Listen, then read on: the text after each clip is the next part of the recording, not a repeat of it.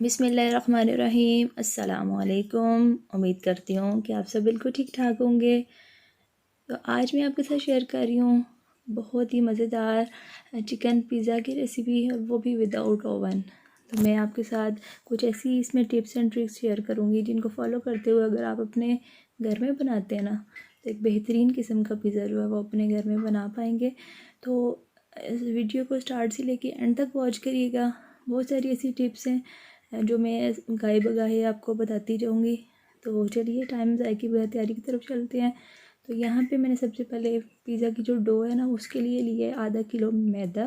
اس کو میں نے چھان کے ایک باؤل میں ڈال لیا ہے۔ اس میں ڈالوں گی ایک ساشی خمیر کا، یہ آپ کو کسی بھی اسٹور سے مل جائے گا 40 سے 45 روپے کا۔ تو یہ ہم ڈال دیں گے اس میں۔ اس کے بعد 4 کھانے کے چمچ ہم نے ڈالنے دہی کے،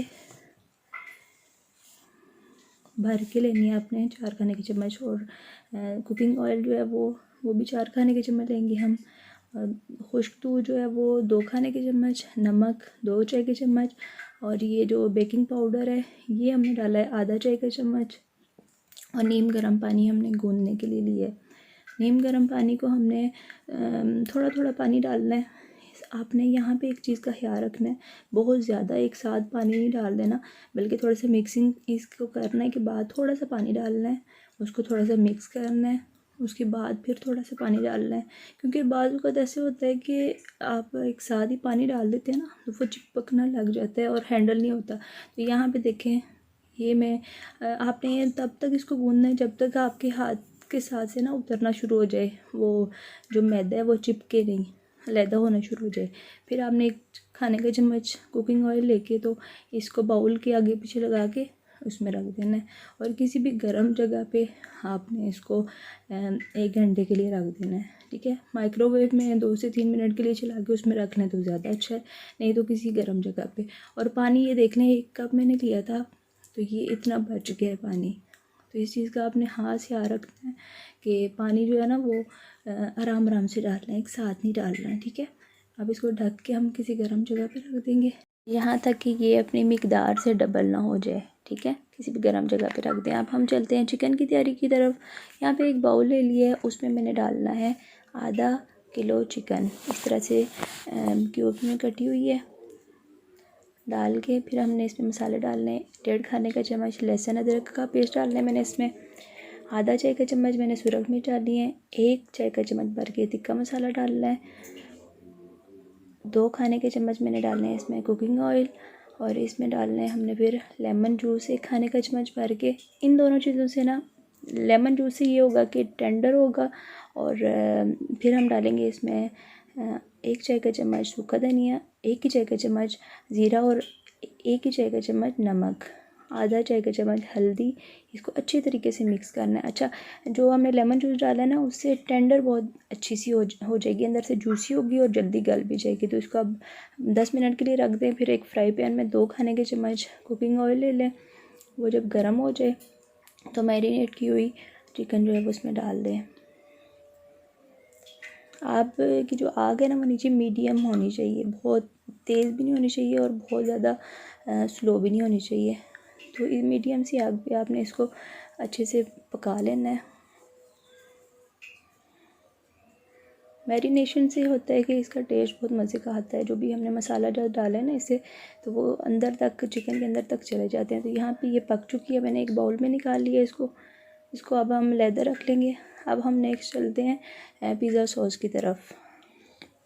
یہاں پہ میں نے 4 عدد ٹماٹر لے لیے ہیں، ریڈ کلر کے لینے ہیں آپ نے، اور ان کے اوپر سے چھلکا اتار لیا ہے۔ چھلکا آپ تھوڑی دیر کے لیے گرم پانی میں ڈال دیں تو چھلکا آرام سے اتر جائے گا۔ اور ان کو میں نے کاٹ کے تو یہاں پہ میں نے ایک گرائنڈر میں لینا ہے پانی تھوڑا سا، اور اس میں یہ ڈال کے تو میں نے ان کو اچھی طرح سے گرائنڈ کر لینا ہے۔ آپ اس کے جو بیج ہیں نا ان کو نکال بھی سکتے ہیں، لیکن میں نے بیج اس کے نکالنے نہیں ہے، میں ایز اٹ از ہی رہنے دوں گی۔ تو دوسری طرف میں نے ایک پتیلے میں 2 کھانے کے چمچ کوکنگ آئل لے لیے، اور 1 کھانے کا چمچ میں نے اس میں لہسن کا پیسٹ ڈالنا ہے۔ تھوڑا سا اس کو میں نے فرائی کرنا ہے، کرنے کے بعد ہلکی آنچ پہ اس کو فرائی کرنا ہے، بہت زیادہ گولڈن نہیں کرنا، بس نارمل سے ہی رکھنا ہے۔ تو یہ گرائنڈ کی ہوئی جو ٹماٹر ہے یہ میں نے اس میں ڈال دینا ہے، ڈال کے اس کو اچھے سے مکس کرنا ہے۔ جب اس میں ابال آنے لگ جائے تو پھر ہم نے مزید اس میں جو چیزیں ہیں وہ ڈالنی ہیں. اب یہاں پہ اس میں ابال آ رہا ہے تو یہاں پہ میں نے ڈالا آدھا چائے کا چمچ اوریگینو، آدھا چائے کا چمچ تھائم، آدھا چائے کا چمچ ہی نمک آپ اپنے ٹیسٹ کے مطابق ڈالیے گا، اور کٹی ہوئی مرچ 1 کھانے کا چمچ. یہاں پہ میں نے آدھا ڈالا تھا، آدھا میں نے بعد میں ڈالا تھا. تو مرچ بھی آپ اپنے ٹیسٹ کے اکارڈنگ رکھیے گا. اگر آپ تیز مرچ کھاتے ہیں نا تو آپ زیادہ کر سکتے ہیں. جب یہ تھوڑا سا پکنا شروع ہو جائے، تھوڑا سا اس میں پانی خشک ہو جائے تو پھر ہم نے ڈالنی ہے 2 کھانے کے چمچ کیچپ، ٹمیٹو کیچپ ڈال کے اس کو اچھے سے ہم نے مکس کرنا ہے. اور اس کا جو پانی ہے نا وہ خشک ہونے تک ہم نے اس کو پکانا ہے. یہاں پہ جب پانی تھوڑا سا کم رہ جاتا ہے نا تو ٹماٹر جو اس کی سوس ہے یہ بہت زیادہ وہ اچھلنا شروع ہو جاتی ہے. تو اس کے اوپر ڈھکن رکھ دیں، ڈھکن سے ڈھک دیں تو زیادہ صحیح ہے. ڈھکن رکھ دیں، تھوڑی دیر پکنے دیں، تھوڑے وقفے سے آپ اس کو اتار کے تو چمچ چلاتے جائیں تاکہ نیچے بھی نہ لگے. تو یہاں بھی آپ دیکھ سکتے ہیں میرا جو ہماری جو ٹماٹو سوس ہے، پیزا سوس ہے، یہ کافی حد تک پریپیئر ہو چکی ہے، پانی خشک ہو چکا ہے. اب اس کو یہاں تک ہم نے پکانا ہے کہ اس کا پانی فلی ختم ہو جائے، خشک ہو جائے. ٹھیک ہے، اب یہ تیار ہے. میں اس کو علیحدہ سے ایک باؤل میں نکال لوں گی. نیکسٹ میں دیکھتی ہوں اپنے ڈو کو کہ وہ کہاں تک پہنچی ہے. تو 1 گھنٹہ گزر چکا ہے اور آپ دیکھ سکتے ہیں بہت اچھے سے پھول چکی ہے. اور جب یہ پھولتی ہے نا تو اس میں ہوا بہت زیادہ بھر جاتی ہے. تو اب اس طرح سے ہاتھ کی مدد سے آپ نے اس کو مکس کرنا ہے تاکہ اس کی ہوا نکل جائے. تو اس ڈو سے میں نے 2 پیزے بنانے ہیں.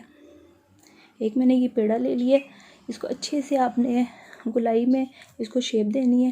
اور اس کے بعد کسی بھی جگہ پہ آپ نے میدے کا ڈسٹ کر کے نا تو اس کے اوپر اس کو ہاتھ کی مدد سے آپ نے اس کو بڑا کر لینا ہے، اس کی روٹی بنا لینی ہے. اور یہ کچھ اس شیپ کی ہوگی. اب ہم لیں گے ایک پیزا پین، اس کے اوپر میں نے آدھا چائے کا چمچ آئل سے گریس کر لیا تھا. اور اس کو جو بریڈ ہے وہ ہم پیزا بریڈ ہے، اس کو ہم اس کے اوپر پھیلا دیں گے. اچھا، اس کے بعد نا اپنے کانٹے کی مدد سے اس طرح سے سائن کر دے لینے ہیں تاکہ اس کے اندر مزید جو ببلز ہیں وہ ختم ہو جائیں. اب ہم نے اس کے اوپر پیزا سوس اچھی طرح سے کوٹ کر دینی ہے. اس کے بعد ہم نے اس کے اوپر چکن لگانا ہے. چکن آپ اپنی مرضی سے جتنا مرضی لگائیں، کم زیادہ لگا کے.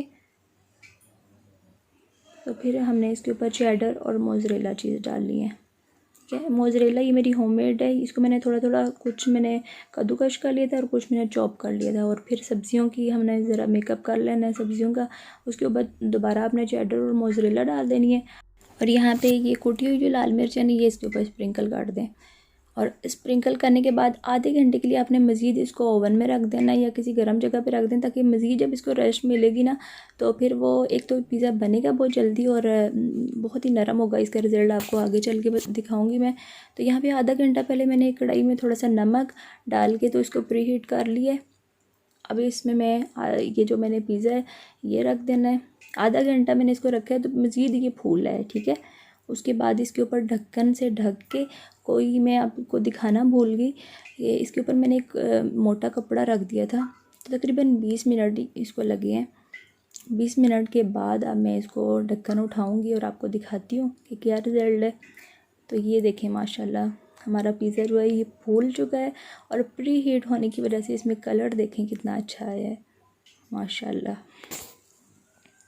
اب میں اس کو پیزا پین جو ہے اس میں سے نکالوں گی اور یہاں پہ میں اس کو تھوڑی دیر کے لیے میں چھوڑ دیتی ہوں تاکہ یہ اپنی جگہ پہ سیٹ ہو جائے. اور آپ دیکھ سکتے ہیں نرم کتنا ہے. تو پیزا کٹر کی مدد سے میں اس کو کاٹ رہی ہوں اور آپ دیکھ سکتے ہیں اس کا رزلٹ. دوسری سائڈ سے میں کاٹ رہی ہوں اس کو اور ماشاءاللہ یہ دیکھ سکتے ہیں جو چیز ہے بہت اچھے سے میلٹ ہوئی ہے. اور پیزا جو ہے وہ اس کے اوپر کلر دیکھیں کتنا اچھا ہے. ہمیشہ آپ یاد رکھیں کہ کلر تبھی آتا ہے جب آپ پری ہیٹ اس کو کرتے ہیں. اور یہ دیکھ سکتے ہیں آپ. میں آپ کو ہر اینگل سے دکھاتی ہوں کہ ہمارا پیزا جو ہے وہ کیسا بنا ہے ماشاءاللہ. یہ دیکھ لیں یہ جو جال سا بنا ہوا ہے نا یہ اس چیز کا یہ سائن ہے کہ یہ بہت اچھے سے پک چکا ہے. اور آپ کو میں اس کا ٹیسٹ نہیں کروا سکتی. اب لیکن آپ کو دیکھنے سے لگ رہا ہوگا انشاءاللہ تعالیٰ کہ یہ بہت مزے کا، اور الحمدللہ یہ بہت ہی مزیدار سا بنتا ہے۔ آپ اس ریسیپی کو ٹرائی ضرور کیجیے گا، ماشاءاللہ سے بہت ہی مزیدار سا بنتا ہے۔ تو اس کے ساتھ ہی اجازت چاہتی ہوں آپ سے۔ مجھے امید ہے کہ آپ کو آج کی ریسیپی اچھی لگی ہوگی، اچھی لگی تو پلیز اس کو لائک کر دینا، چینل پر نئے ہیں تو اس کو سبسکرائب بھی کر لیں۔ تو ملتے ہیں پھر کسی اور نئی ویڈیو، نئی ریسیپی، نئے دن کے ساتھ۔ اللہ حافظ، فی امان اللہ۔